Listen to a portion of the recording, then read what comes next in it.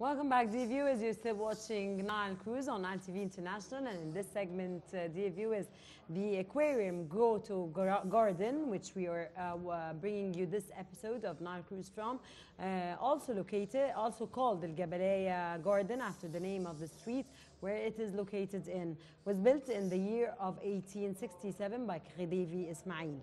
Unique for its architectural beauty, the garden's formation are made of clay to look like the gills of a fish, and the Aquarium Grotto Garden has many underground grottos that used to host various unique types of fish from the Nile and other places. Although the number of fish has decreased and some of the grottos lie empty, the garden still hosts some rare fish that were worth watching. Besides the fish, a wide collection of various types of trees and flowers called the Aquarium Grotto home as well. And in this context, dear viewers, we have with us today Mr. Ahmed Badr, who is a tourism expert, and it's a pleasure to have you with us, sir. Thank you so much for joining us. Thank you very much for having me, and good day to you and the viewers. Thank you, Mr. Badr. Now, what are the beauties of this garden? What is its historical importance, if we may say? Well, as you've mentioned, the garden is not just a garden. It's an historical place. It was built in 1867 by Khedive Ismail, who is the builder of the Khedive of Cairo. He's one of the rulers that have their fingerprints in the history of Egypt. He built this aquarium, or this garden, especially for Empress Eugenie, the Empress of France, for her to come during her stay in Egypt during the opening ceremony of Suez Canal. Historically, it was known that Khedive Ismail had feelings for Empress Eugenie. That started during his stay in Paris, during his study in Paris, before he becomes the Khedive of Egypt. So when he came back and started to organize the grand opening of Suez Canal in 1869, he built for her El Gezira Palace, which is now a big hotel in Zamalek area, and this aquarium for her near the palace, so she can come and have a walk, and he can see her in this area, away from the eyes of the other guests and from the people, so he can have a chat with her. Khedive Ismail was known also for the love of beauty and nature and Egypt history. So he had this aquarium built in the shape of underwater reefs, using mud from Aswan and mixed with some other substance to have this unique shape.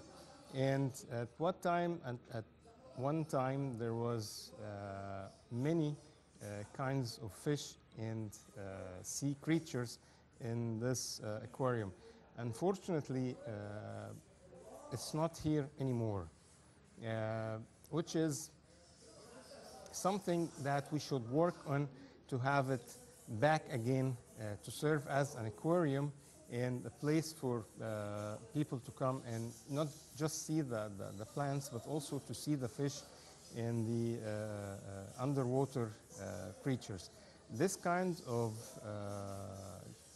attractions, it's known everywhere in the world. There's something called garden tourism. If you go to New York, you must go to Central Park. If you go to London, you must go to Hyde Park, and so on. So in Cairo or Egypt, we have many of these parks or gardens that we can use to promote the tourism, whether international or local. Exactly, Mr. Ahmed. Sorry to interrupt you, but why are many cities all around the world proud of the parks they have, and it is a must to visit in many touristic programs when we travel abroad, whereas here, what is the situation in Egypt? or Cairo especially, we have very special exclusive parks that are not included in tours that are supposed to be exposed to the tourists that come visit Egypt. Well, I would say the problem is in, mainly in tourism, people are stick to The very program, special. yeah, like ready-made programs. So in Egypt, I must say that we have so many things, many things.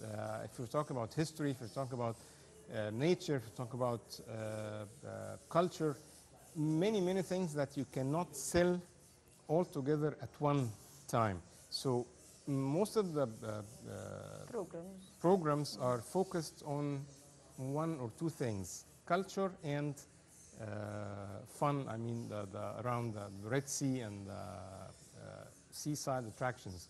And of course, the So they archaeological forget sites. many more. other things like parks, like culture activities, like theater, movies, which at one time they were part of the attractions. Now it's not anymore. I don't know why.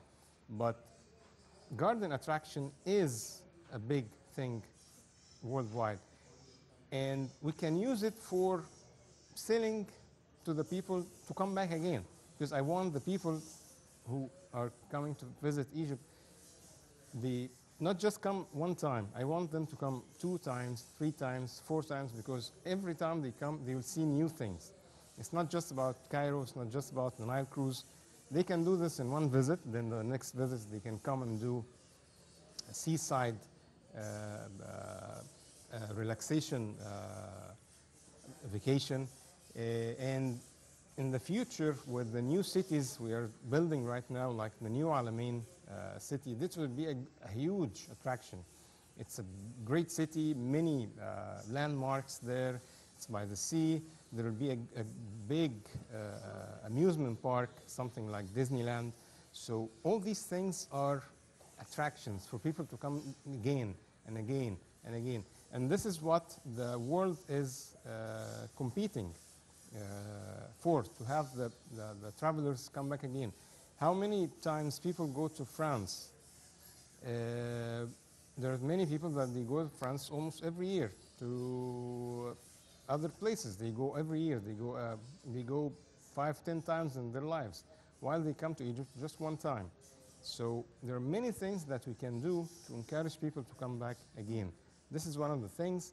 Also, with all the projects are being done, like transportation, especially transportation projects, of course, these things make life easier for people to come even on their own.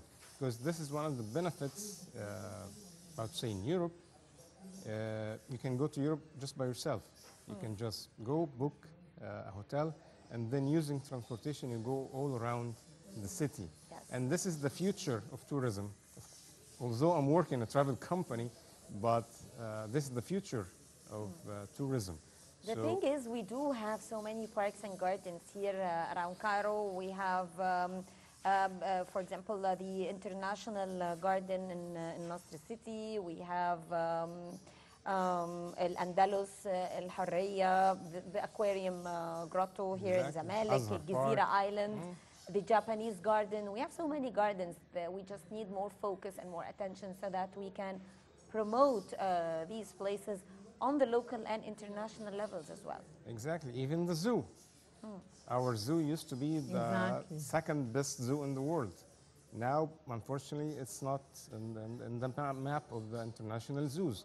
The zoo, even for locals, it's a big fun, especially for kids. So this is we need new ideas to promote For a these country places. that is located with 2 seas and a river, we should have so many types of fish and so many types of sea creatures in this particular place. I mean, aquariums are all over the world, and we do have a very rich type of marine life here Exactly, in Egypt. and they get fish, different kinds of fish from all over the world. They just don't show the kinds of fish that they have in their local waters, but they get from abroad as well. So if you go to an aquamarine in Dubai, for instance, you will see a great white shark, which lives in near South Africa. Mr. Ahmed, if we come to discuss the core issue, are there any special strategies to direct more tourism to such beautiful places, such as the place we are interviewing you in now? Well, of course, first things first. We have to renovate them, restore them, to bring them back to what they used to be. So if we're talking about here, or if we're talking about the Giza Zoo, you need to bring them back to where they belong. This was at one time one of the greatest, most famous aquariums in the world. So you need to bring it back using the historical background of it. You need to create a story around it. Creating the story is what the world is using to promote their... But the story is there. It has a historical story. Yes, so you promote the story. Nobody knows the story, so you need to promote it. It's not just an aquamarine, it's a witness of a love story between Empress Eugenie of France and Khedive Ismail of Egypt. So you need to create the story, you know, you need to attract the people. If you go to any, I don't know, what's the story of Central Park? They create a story around it, that the founding fathers of New York, when they came and they did this and they do that, so they tell you a story, a real story around it. So okay, sir, why is it difficult to implement this? We have the story, we know the story. Why is it difficult to implement it and do it on the ground practically? Why is it difficult? Lack of resources, for example, lack of financial... Not lack of resources, lack of calibers, lack of marketeers, lack of, I would say resources, yes, fundings, because one of the reasons that these parks were downgraded is the income compared to the costs, running costs. Every place in the world, they have running costs and they have an income. So, however, sir, at least they need to have balance. Exactly. If we pay and we bring, we renovate such a wonderful place, then we're gonna have income, a very high income that's gonna be.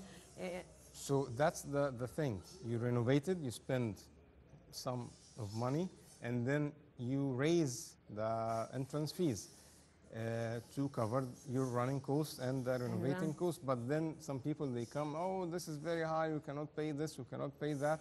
So you bring down the entrance fees. So, you're discussing so this is the vicious circle that we are in so many places. This is if we are discussing the Egyptian citizens, of course, which is of vital importance to have them in such a wonderful place, to know more about their country, and to know more about the history of their country. However, when it comes to tourists, it's going to be different, because our prices, or the Egyptian pound, when we come to compare it to any other currency. Well, sure, you can have a fees for Egyptians and a fees for That's another foreigners. idea. Yes, exactly. But even the fees for Egyptians need to be a little bit high, not just £1. You know, £1 now is nothing. Is nothing. No, of course, so it shouldn't be £1. It shouldn't be £1. Well, frankly. anyway, it just these are the things you need to be clear in what they want, and perhaps here it's a good idea to draw the experiences of other countries. Perhaps other countries that succeeded in developing the idea of promoting their gardens or their parks, making the story as well, successful. yes, we what countries can we take lessons from in such regard? Well, you have the most famous three around the world are, Hyde Park. of course, Central Park, Hyde Park, and Hyde Park Park. Well in Barcelona. And Park Wealth and Park Well, yes. Park Well. It's one of the main attractions of Barcelona. And of course, the United Kingdom or London, Hyde Park. Hyde Park and Central Park, and there's another park in Paris. I don't remember its name, but all these places, it's either with entrance fees, high entrance fees, because they know people will go, and the entrance fees is the same for locals and foreigners, and it's one of the main attractions that when you go to these places, you must go. Or it's free of charge, like Central Park. But in Central Park, because people there, they pay very high taxes, so they can spend on this park, and having also some ideas to do around the place to bring them money, like renting part of the park for parties or private event, or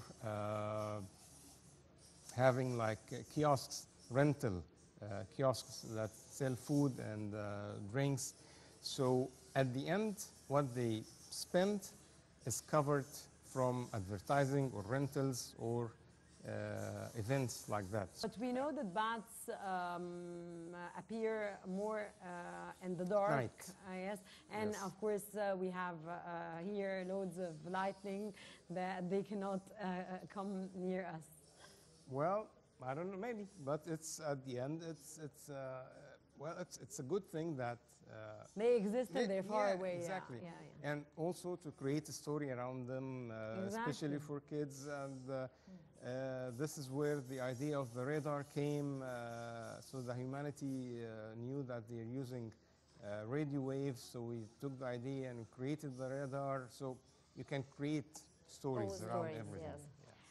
So we're also celebrating the World Tourism Day, and since we're talking tourism, perhaps it's very important to talk about the recent archaeological discoveries that were made here in Egypt, and how can this draw more tourists to come to Egypt in the upcoming period?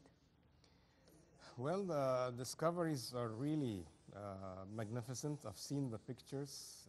I hope I can see the real thing. Discovering mummies and coffins that are 2,500 years old and 3,000 years old, and the colors are amazing. You know, you look at the pictures and Intact, actually. yeah, you think the painter or the artist just finished them 2 days ago. It's very fresh. So these discoveries, it made the way to the international media, which is the most important thing. These discoveries, when they go to international media, they mean many things, even if people will not come any time soon because of the COVID-19 pandemic. No, sir. I But- think people might come because we're starting a new phase, which is getting used to the idea that we are going to be living with the coronavirus pandemic. Well, it will take time. At the end, definitely people will, we will have to live with it. It's like, it will be like Exactly, because yeah, the concept flu. of you staying in Egypt, for example, no. for 9 months, you need to go abroad as a tourist and enjoy your life. Exactly. It will just take some Take the time. precautionary measures Yeah. and take some time. I would say that people will start to travel really somewhere between next December and January. At that time, I hope a vaccine will be discovered, or a medicine or anything. At that time, definitely people will want to travel, because it's been almost 9 months people locked in their homes or their countries, so they will have to travel. It's just a human nature, a human Exactly. need. But to my knowledge, sir, people started traveling to Athens, and people started traveling Greece and Athens, and they started traveling to Dubai People Yes, have already even to started Egypt, traveling to and the- getting acquainted to the situation that we are in, and everybody's going to be. Our children are going to start going back to their universities in the United Kingdom and in Barcelona. So it's no more optional. It's their duties, and they have to go and do. Yes, and that's why I'm saying, and I'm hoping it will be, it will come to true that we will start to have A vaccine. a vaccine, yeah, and tourism back starting next December. Hopefully, sir. Yeah, and with the discoveries, definitely that will help, because people, when they see and read about new discoveries in Egypt, that means many things. That means that we are stable, both politically and in healthy way and politically way. So, because no country in the world that they have political problems or health problems, that they are continue digging and discovering their treasures. So our area is definitely full of more and more treasures. Amazing. I went there and I visited it, and we made an episode of Nile Cruise. It's an over there. amazing, yeah. It's amazing place. Everywhere is very clean. The bathrooms. It's when the government puts into a hand to renovate a place here in Egypt, they really do it in a very professional, and they practice it very well, and it's Yes. always pride and pleasure, pleasure to all Egyptians and all, of course, the tourists that come and visit Egypt. Mr. Ahmed Badr, tourism expert, we thank you so much for joining us in today's episode of Nile Cruise. Thank you so much, sir, for joining. Thank you very much. Dear viewers, stay with us. We'll be coming back again. Don't go away.